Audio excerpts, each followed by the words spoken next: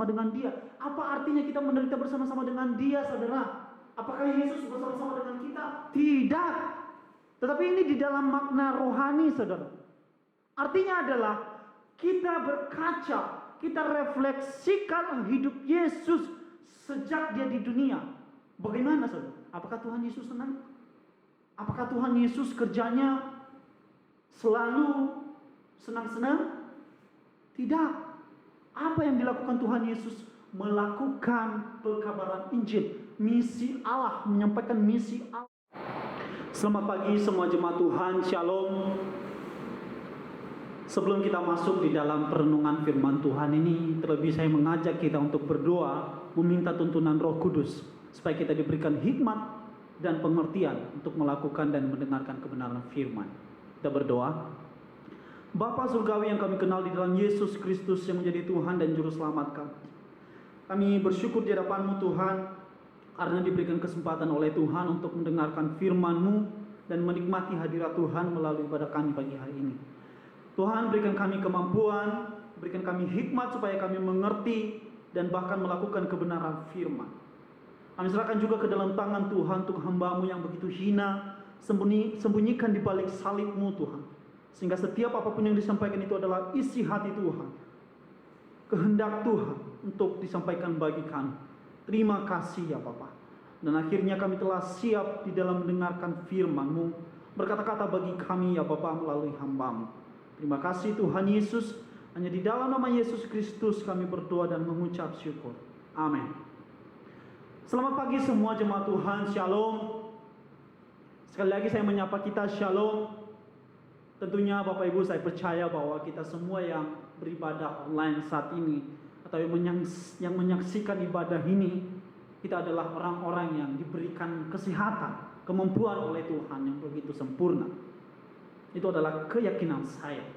Nah Bapak Ibu, hari ini kita akan belajar satu tema perenungan kebenaran firman Tuhan, yaitu dinamika hidup dan pimpinan Roh Kudus. Sekali lagi, dinamika hidup dan pimpinan Roh Kudus. Mari saudara, saya mengajak kita membuka kebenaran firman Tuhan dari kitab Roma pasal 8 ayat 12 sampai ayatnya yang 17. Sekali lagi, Roma 8 ayat 12 sampai ayatnya yang 17. Mari Bapak Ibu perhatikan Alkitabnya masing-masing, karena saya akan bacakan bagi kita. Roma 8 ayat 12, demikian firman Tuhan. Jadi saudara-saudara, kita adalah orang berhutang, tetapi bukan kepada daging, supaya hidup menurut daging. Sebab jika kamu hidup menurut daging, kamu akan mati. Tetapi jika oleh Roh kamu mematikan perbuatan-perbuatan tubuhmu, kamu akan hidup. Semua orang yang dipimpin Roh Allah adalah anak Allah. Sebab kamu tidak menerima roh perbudakan yang membuat kamu menjadi takut lagi, tetapi kamu telah menerima roh yang menjadikan kamu anak Allah. Oleh roh itu kita berseru, Ya Aba, Ya Bapa. Roh itu bersaksi bersama dengan roh kita bahwa kita adalah anak-anak Allah. Dan jika kita adalah anak, maka kita juga adalah ahli waris. Maksudnya orang-orang yang akan menerimanya bersama-sama dengan Kristus, yaitu jika kita menderita bersama-sama dengan Dia, supaya kita juga dipermuliakan bersama-sama dengan Dia. Demikian sejauh pembacaan firman Tuhan, saudara. Sekali lagi, dinamika hidup dan pimpinan Roh Kudus. Bapak Ibu, saya percaya semua kita pasti tahu apa pengertian dinamika. Dinamika itu adalah satu pergerakan, ya, satu pergerakan yang terjadi dari A menjadi B, ya. Maksudnya adalah pergerakan yang terjadi dan tidak monoton, ya. Artinya bergerak dari satu tempat ke tempat lain. Itu dinamika, ya. Hari ini kita belajar dinamika dan pimpinan Roh Kudus. Saudara, sebelum kita masuk lebih dalam di dalam isi khotbah ini, saya mengajak kita membayangkan satu ilustrasi, ya, yaitu ilustrasi ketika kita menerima tamu istimewa. Tamu itu adalah orang nomor 1 di Indonesia atau Presiden RI. Saya mengambil contoh dari salah satu jemaat kita, keluarga Kotius ya. Nah, suatu sore Kotius sedang duduk di tempat teras rumahnya dan tiba-tiba ada dering telepon. Ya, lalu beliau atau Kotius mengangkat dan berkata, "Halo, ini dengan siapa?" Lalu si yang menelpon berkata kepada Kotius, "Ini dari istana atau pemerintah, ya, ajudan pemerintah. Presiden akan berkunjung ke rumah Bapak hari ini dan tanggal ini." "Oh, yang benar, Pak?" "Ya, betul. Ya, tolong persiapkan segala sesuatu hal."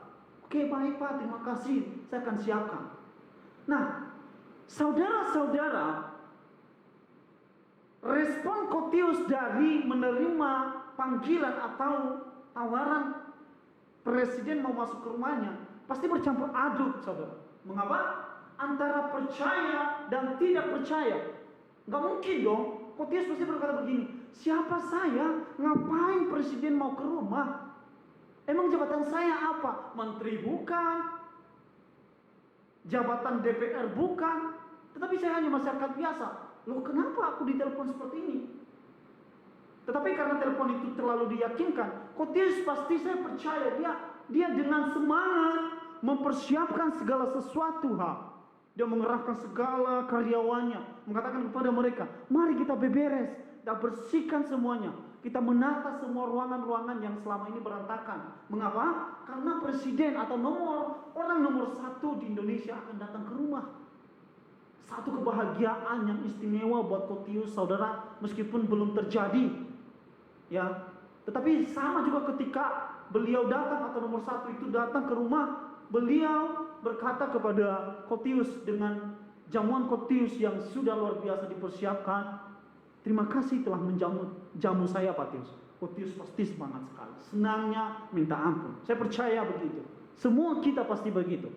Nah, dari ilustrasi ini, saudara, menggambarkan kepada kita bahwa respon kita ketika orang terpandang, orang nomor 1 di Indonesia mau bertamu di rumah kita, pasti kita akan mempersiapkan segala sesuatu supaya beliau atau orang yang kita jamu ini tidak kecewa. Dia senang, kita senangkan dia. Ya. Nah, ini adalah respon manusia kepada manusia. Nah, yang menjadi pertanyaannya, saudara, apakah kita sama ketika Roh Kudus yang adalah Allah sendiri, pribadi ketiga dari Tritunggal, yang kita adalah baik Allah sendiri, sudahkah kita memperlakukan hal yang sama? Sudahkah kita membersihkan hati kita untuk menerima Roh Kudus bertata di dalam hati kita, saudara? Ini adalah pertanyaan besar dalam diri kita. Sepanjang masa menjadi pertanyaan besar di dalam kehidupan orang Kristen. Sudahkah kita membersihkan hati kita sebagaimana ketika kita mau menyambut presiden? Mari kita jawab masing-masing, saudara. Nah, saudara, berbicara tentang dinamika hidup dan pimpinan Roh Kudus. Tentunya dalam hal ini, saudara, berbicara tentang membersihkan hati, kita harus sadar, sejatinya kita manusia berdosa. Kita tidak mampu membersihkan hati kita, kecuali Roh Allah itu sendiri yang membersihkan kita. Ini adalah satu keunikan kita sebagai orang percaya. Ya. Jadi bukanlah kekuatan kita ketika kita bisa membersihkan hati kita. Tidak, tetapi Roh Allah sendiri yang membersihkan hati kita, sehingga Roh Allah berdiam di dalam diri kita. Dan Alkitab mencatat kita ini adalah bait Allah, Roh Allah, bait Roh Allah sendiri. Nah, saudara-saudara, berbicara tentang hal ini, maka kita sedang berbicara hal yang esensial, saudara, di dalam perjalanan hidup kita. Mengapa? Karena sejatinya kita sebagai orang percaya, seharusnya dinamika hidup kita menjadi lebih baik dari orang lain. Ya, karena kita ada Roh Kudus di dalam hati kita yang membimbing kita setiap harinya, setiap detiknya, setiap langkah kita. Roh Kudus membimbing kita. Ini mesti kita harus sadari, saudara. Ya, saudara, orang Kristen seharusnya mempunyai hidup yang dinamis dalam pengenalan akan Tuhan, melebihi siapapun di dunia ini. Karena kenapa? Kita ada Roh Kudus. Ya. Yang kedua, orang Kristen harusnya menyatakan vitalitas iman melebihi orang di luar Kristen, melebihi siapapun di dunia ini. Karena kenapa? Sekali lagi, Roh Kudus berdiam di dalam diri kita. Tetapi saudara, sebagai pertanyaannya kembali, sejauh mana kita telah menunjukkan vitalitas iman kita di hadapan Tuhan? Bagaimana dinamika hidup kita di hadapan Tuhan selama ini? Semenjak kita bertobat menjadi Kristen sampai detik ini, sejauh mana dinamika hidup kita? Sejauh mana kita memperlakukan Roh Kudus seperti kita memperlakukan presiden? Presiden itu adalah manusia, saudara. Ini Roh Kudus, Roh Allah, Allah sendiri berdiam di dalam diri kita. Oleh sebab itu, saudara, seharusnya kita lebih semangat di dalam membersihkan hati kita dibandingkan ketika kita mau menjamu presiden. Nah, saudara-saudara, ada 3 hal di dalam perenungan firman Tuhan yang kita perlu tahu bagaimana dinamika hidup kita di dalam pimpinan Roh Kudus. Tentunya berdasarkan teks yang sudah kita bacakan tadi, yaitu di dalam Roma 8 ayat 12-17 ini. 3 hal itu yaitu 1, mengikuti pimpinan Roh Kudus. Saudara dan saya bisa melihat di dalam ayatnya 12-14. Mengikuti pimpinan Roh Kudus. Lalu yang kedua, memberi kesan berbeda sebagai ciri anak Allah.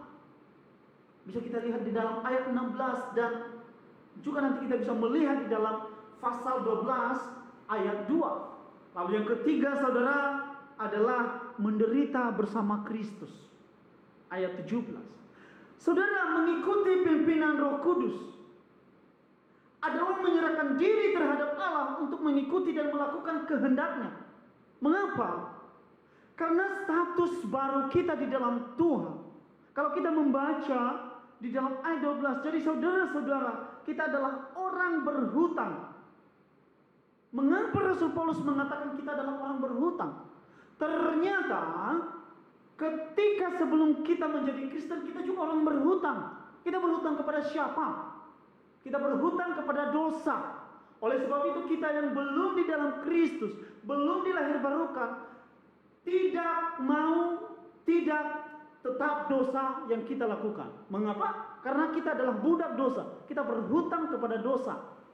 Tetapi ketika di dalam Kristus kita dilahirbarukan oleh Roh Kudus, dikatakan oleh Rasul Paulus, saudara, kita adalah orang berhutang. Kita berhutang kepada siapa? Tetapi bukan kepada daging, melainkan kepada Roh Kudus. Artinya apa, saudara? Sejatinya kita sebagai orang Kristen, maka hal-hal yang harus kita lakukan adalah menuruti pimpinan Roh Allah itu sendiri.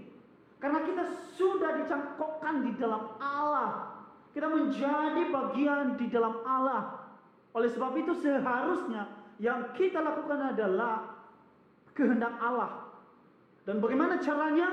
Adalah mengikuti pimpinan Roh Kudus. Mau tidak mau, saudara, harus wajib bagi orang Kristen untuk mengikuti pimpinan Roh Kudus.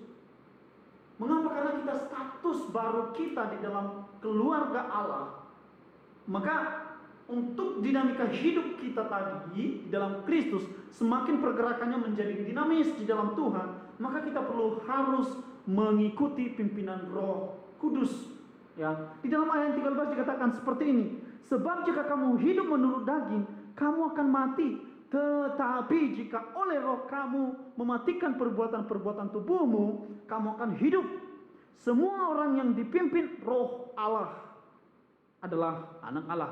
Jadi jelas, saudara, ketika saudara dan saya mengikuti pimpinan Roh Allah, maka kita adalah anak-anak Allah, child of God.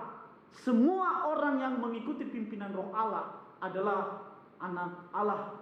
Jadi sekali lagi, di dalam dinamis kehidupan kita mengikuti Kristus, maka kita harus satu, mengikuti pimpinan Roh Kudus. Yang kedua, saudara, adalah memberi kesan berbeda sebagai ciri anak Allah. Nah, Ini menarik, saudara. Memberi kesan berbeda artinya adalah kita tidak menjadi serupa dengan dunia ini. Karena dunia ini telah jatuh di dalam dosa, telah terperosok di dalam dosa. Maka kita yang dipanggil keluar dari dunia yang telah jatuh itu harus memberikan kesan yang berbeda. Apa itu? Ketika dunia melakukan dosa, maka kita jangan melakukan dosa. Ketika dunia menghujat Allah, maka kita sebagai anak Allah jangan menghujat Allah. Ketika dunia menikmati kehidupan kedagingan, maka kita sebagai anak Allah jangan melakukan hal yang sama dengan apa yang dilakukan dunia. Mengapa? Sekali lagi status kita sudah diubahkan, sudah diangkat sebagai anak. Status kita sebagai anak Allah. Sebagai anak, maka harus taat kepada Bapa. Ya, bayangkan saudara, ilustrasinya begini saudara. Ada anak jalanan ya, baju compang-camping, makan pun belum tentu sehari. Tetapi ada tiba-tiba saudara, orang yang baik hati dermawan, mengambil anak ini, dibawa ke rumah, dikasih mandi, dikasih makan, dikasih baju. Lalu hari lepas hari, anak ini menjadi bertumbuh sehat, bugar secara jasmani maupun rohani. Lalu ternyata ironis saudara, apa yang diharapkan bapak ini terhadap anak yang dia angkat itu. Anak itu memberontak, anak itu menjadi membangkang kepada bapak yang mengangkat dia. Apa yang dirasakan seorang bapak itu? Saya percaya saudara, tentu si bapak itu akan marah. Bagaimana dengan kita saudara? Kita yang tadinya telah jatuh di dalam dosa tetapi diangkat menjadi anak oleh Allah. Lalu kalau kita memberontak, kita tidak memberikan kesan yang baru, yang berbeda dengan dunia, tentu Allah sedih melihat kisah hidup kita saudara. Itu yang perlu kita harus ketahui. Kalau kita baca di ayat 16 dikatakan begini saudara, roh itu bersaksi bersama dengan roh kita bahwa kita adalah anak Allah. Sekali lagi Roh Kudus yang menuntun kita, mengkonfirmasi kepada Allah Bapa bahwa kita ini adalah anak Allah, bahwa kita ini adalah sudah dilahirbarukan di dalam Kristus Yesus, di dalam Roh Kudus. Oleh sebab itu, sebagai anak Allah, sebagai yang dipimpin Roh Allah, maka mau tidak mau kita harus memberikan kesan yang berbeda sebagai ciri anak Allah. Saudara, kalau tidak ada bedanya dengan dunia, saudara dan saya kalau tidak ada bedanya dengan dunia, maka perlu dipertanyakan apakah kita adalah anak Allah. Yang ketiga saudara adalah menderita bersama Kristus. Saudara mungkin kalau mendengarkan kata menderita, Bapak Ibu mungkin sedikit tergelitik. Mengapa? Ya, masa iya sih kok ngikut Kristus menderita? Banyak orang yang mengajarkan bahwa ikut Yesus itu senang, happy, ekonomimu akan dipulihkan, hidupmu sejahtera, hidupmu makmur. Pengajaran seperti itu memang tidak salah sih. Tetapi kalau hanya motivasi kita mengikuti Yesus untuk senang, untuk sukses, untuk sejahtera, maka celakalah hidup kita saudara. Celaka 12 saudara, ketika kita berpikir mengikut Yesus itu happy, mengikut Yesus itu makmur. No, jauhkan di dalam pikiran saudara dan saya, mengikut Yesus tidak selalu senang. Artinya adalah ada kala kita senang, ada kala kita menderita. Kedua hal ini kita harus terima. Di ayat yang 17 jelas saudara dikatakan begini. Ya, saya akan bacakan buat kita. Dan jika kita adalah anak Allah, adalah anak, maka kita juga adalah ahli waris. Maksudnya orang-orang yang berhak menerima janji-janji Allah yang akan menerimanya bersama-sama dengan Kristus. Yaitu jika kita menderita bersama-sama dengan Dia. Apa artinya kita menderita bersama-sama dengan Dia saudara? Apakah Yesus bersama-sama dengan kita? Tidak. Tetapi ini di dalam makna rohani saudara. Artinya adalah kita berkaca, kita refleksikan hidup Yesus sejak Dia di dunia. Bagaimana saudara? Apakah Tuhan Yesus senang? Apakah Tuhan Yesus kerjanya selalu senang-senang? Tidak. Apa yang dilakukan Tuhan Yesus? Melakukan pekabaran Injil, misi Allah, menyampaikan misi Allah di dunia.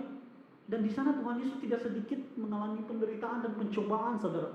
Ketika dia di padang gurun, kehausan, kelaparan, dan puncaknya ketika Yesus naik di atas kayu salib.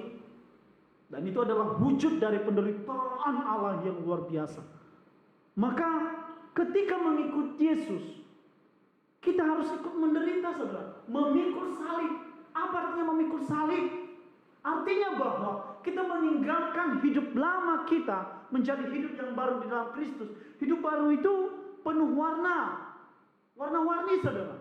Artinya bahwa sekali lagi ketika saudara dan saya mengikut Yesus, tidak selamanya akan senang, tetapi ada kalanya kerikil-kerikil kecil akan membuat kita semakin lebih dewasa secara rohani di dalam Tuhan. Oleh karena itu, menderita bersama Kristus artinya adalah meninggalkan kedagingan kita. Ini penting, saudara, di dalam dinamika kehidupan rohani kita. Saudara, mungkin di tengah situasi COVID-19 yang kita alami saat ini, mungkin tak kala kita bertanya-tanya, di manakah Allah? Mengapa kok saya sudah jadi Kristen, kok jadi begini ya? Kenapa corona menghinggapi orang yang percaya? Apakah Tuhan itu diam kepada orang percaya? Di mana kuasa Tuhan? Nah, saudara-saudara, itu pertanyaan-pertanyaan yang sejatinya kita sebagai manusia seharusnya tidak seperti itu, saudara. Karena sekali lagi, mengikut Yesus Kristus itu tidak selalu senang dan tidak juga selalu menderita. Ya.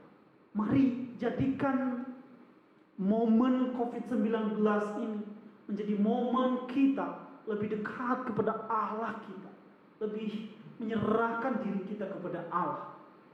Karena itu adalah yang diinginkan Allah bagi anak-anaknya.